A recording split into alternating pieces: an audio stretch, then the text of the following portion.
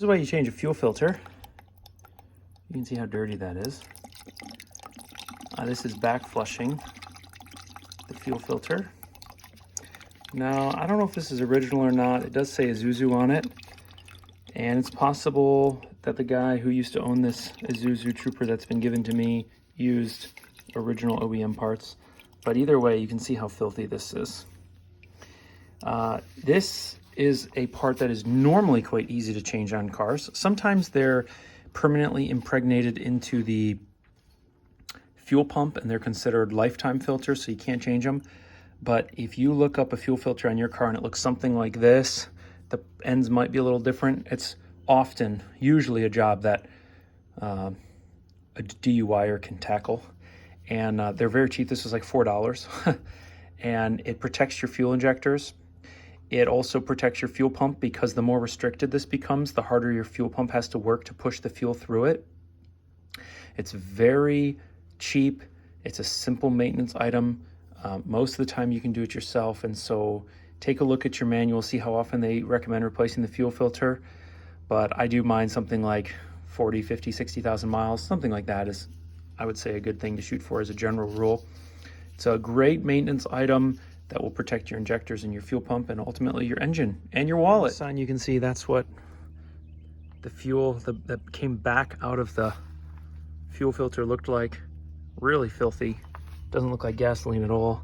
Some of the debris that you see in there came from the outside, but most of it came from the inside. I'm going to cut this open now and show you what it looks like. So if you're going to work on something that has had gasoline in it, you want to try and avoid anything that will make sparks.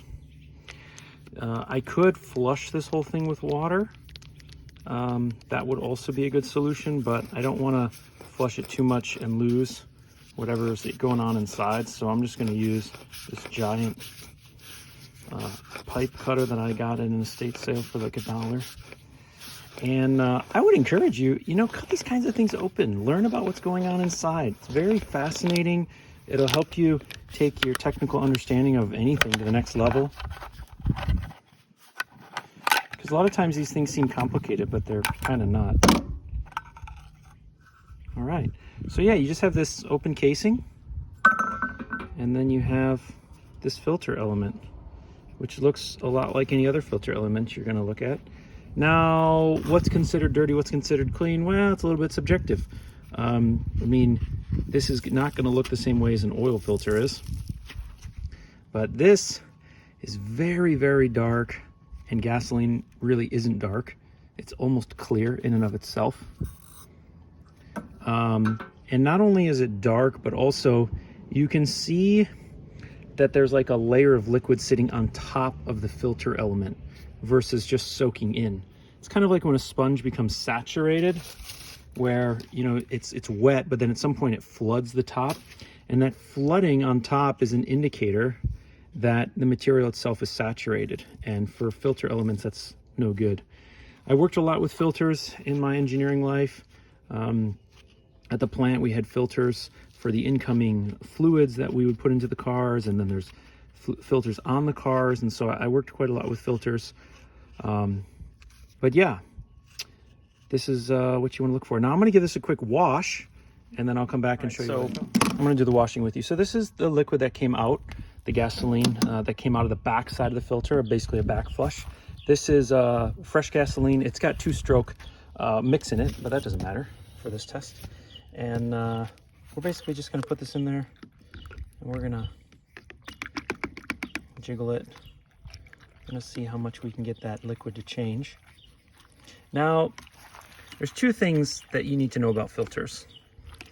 Well, 3 things. Some filters have a bypass, which means if the filter element gets plugged up, then the liquid will start to go around the filter because the engineers have decided better to have some liquid, which is dirty and unfiltered, than no liquid. So oil filters in an engine normally have that because the engine would rather have dirty oil than no oil.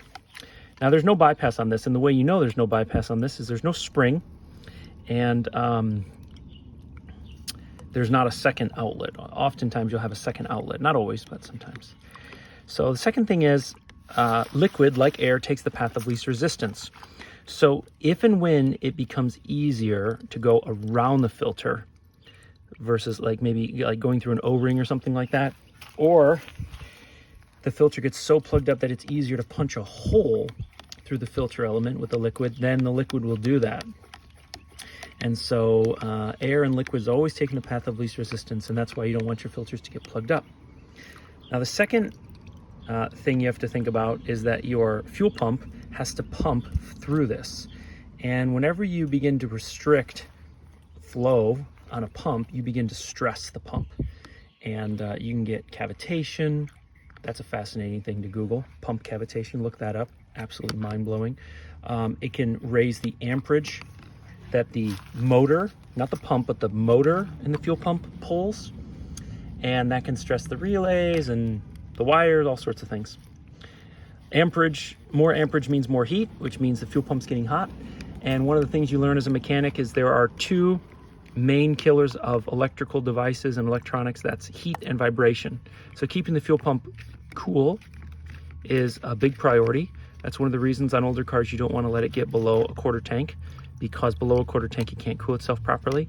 Now modern day fuel pumps have a better design where they always keep some cold fuel near the pump itself. So that's a little bit diminished, but always try and keep your fuel tank quarter tank or above. And then yeah, the other thing is vibration, and that doesn't really play a role in here, but you want to keep the amperage down, you want to keep the heat out, and you can do that with a fresh filter. So yeah, I could do this more and more, but this video is probably getting boring. So I'm just gonna sort of show how, yeah, just a little bit of agitation, and all of a sudden we have fluid that looks like this. So this filter was pretty well packed. Now, in fairness, I've not done this many times before, so I don't have like a really good eye for what a good filter would look like a good used filter that's ready for maintenance but not overdue. And so I'm not gonna try and give you an evaluation of this. I guess I have slippery fingers today, but anyway, you can see how this is not a complicated device. It's a very inexpensive device, and it protects your fuel injectors from contamination. It protects your fuel pump from overworking. And so if you've not replaced your fuel filter in recent recent history, consider doing that. Google it, see if you can do it yourself. They're normally quite easy, and it's a great little do-it-yourself project as you're getting to know your vehicle and trying to take care of your investment.